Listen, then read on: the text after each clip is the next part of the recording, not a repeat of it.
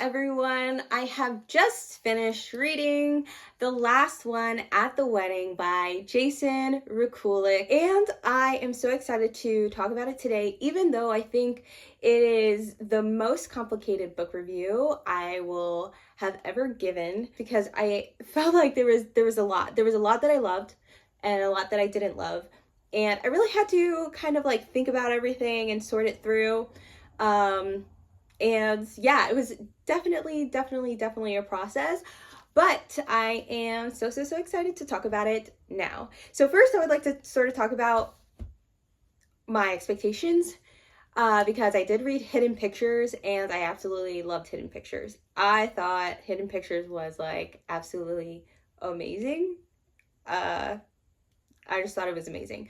So coming into this novel, I also expected it to be amazing, but unfortunately, I quickly found out that that was not going to be the case. I was kind of quickly disappointed when I started the book. So The Last One at the Wedding is a mystery thriller novel following a man named Frank Zitowski. He is a 52-year-old UPS driver, and he has this like amazing record, which it said many times. He's worked with the company for, I believe, over 25 years, 26 maybe to be exact, without a single accident, a single scratch, like no accidents at all. So it's something that he's like very proud of. And his sister Tammy, who lives nearby, is a nurse, I believe, and she often hosts foster children. Her niece, Tammy's niece, Maggie, or Margaret, calls her father Frank, with whom she has not spoken to in 3 years, and she says, "Hi, Dad, I'm getting married." And so we all like think it's gonna be like this super exciting thing, but soon Frank discovers on this call that Maggie and her fiance Aiden have only been together for 6 months.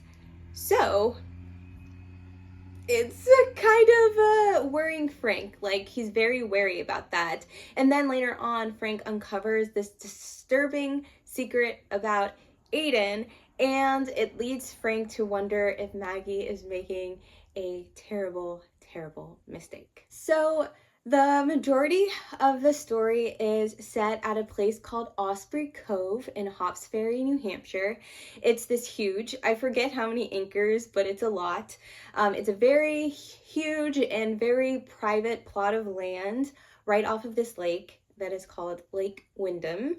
The lake has a beach, and there are a lot of beautiful cottages on the land, and the wedding takes place over like 3 days. So there's lots of space to host the 300 guests. There are like events and staff and extravagant meals, and it's just truly like a super beautiful setting. But additionally, it's a great setting for a mystery novel. So this is one of the things that I definitely loved about this novel. I loved the setting. It was a very nice setting. However, the mysteriousness of it all doesn't start until about like halfway through, which is why I was very disappointed in the beginning of this novel. The setup of a novel shouldn't be 50% of it, in my opinion, and this was the case for this novel, and the setup was like mostly comprised of like lots of sort of like explaining-ish and reminiscing from Frank a little bit, and to me that like became a little bit of it became annoying and repetitive, and ultimately I felt like I only needed to hear like certain information once or twice for the payoff to weigh the same. So I felt like I could have understood everything later in the novel, even if all that was said and repeated as many times as it wasn't repeated that many times. And another aspect was the writing and the style that I wasn't the biggest fan of. I mean, the style was okay. The writing, I was definitely less okay with. The writing I felt was like a little elementary, and I definitely felt it could use like more rewrites. There were lots of areas where the writing could have been much, much better. And I know he's fully capable of that because I read Hidden Pictures. Like, I don't recall feeling the same way at all about Hidden Pictures, but not only comparing to his previous novel, like later in the book, when stuff started getting better, the writing improved. Or maybe it was just that I was so entertained that I didn't notice any of the writing. And I do believe that when you are writing a very entertaining novel, like when it's entertaining, I think you can get away with a lot. So it's just possible that I was just so entertained that I just kind of didn't even register anything much about the writing. But in the beginning, when it wasn't very entertaining and it was just this long sort of setup, you know, I noticed a lot. And I felt like with these short chapters, which at the beginning I liked,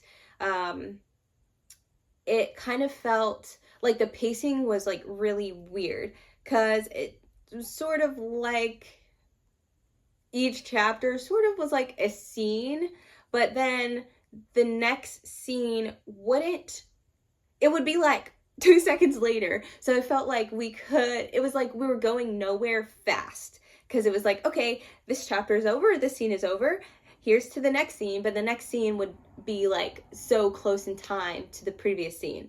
You know, it would be like we're in the car traveling to New Hampshire in this chapter, in this scene, and then the next chapter is we're still in the car, and then the next chapter is we're still in the car. So I felt like the pacing was definitely, you know, weird and awkward. But again, later in the book, I felt like it definitely leveled out, and it kind of, you know, we fixed it. And like it was like, you know, fixed, or just not noticeable. Okay, now about the style. For me, I think it was way too contemporary for me.